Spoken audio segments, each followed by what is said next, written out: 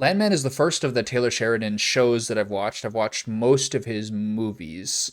And I actually have to wonder at some level how much is calculated versus how much is his natural inclination to make a show that is so opposite from like the perspective and like the ideology of most shows on TV, where it is essentially sort of like one, I don't want to get too into like this kind of crap, but like one, to some degree, it's kind of like a boomer age rebuke of like criticism by Gen Zs and millennials. And two, it's also sort of like the very rare old school kind of male fantasy show where every single person looks like Ainsley or Angela or Rebecca or Ariana or Cheyenne, and the guys look like Billy Bob Thornton and Cooper, and these are like their women.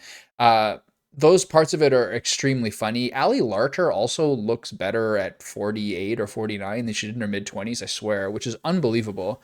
But what I think is so important about the show is that the structure of it is incredible. I think Billy Bob Thornton being like the sardonic eye of the storm in the midst of personal and professional absolute chaos is a very effective show premise.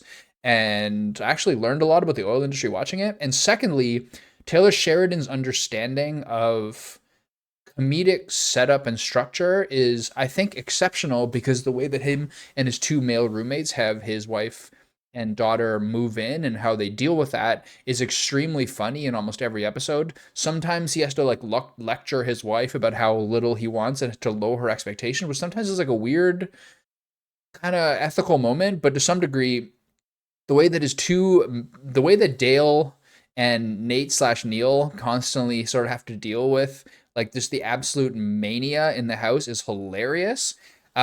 Two other things. One, I think that Billy Bob Thornton occasionally will show himself as like he'll just reveal how good he is. There's a moment early in the second season I want to outline where he's in the car with his son and they have sort of like an emotional moment, and he has this little 10-15 second period of like just the most understated emotional performance I've seen in a really long time. It's so incredibly effective.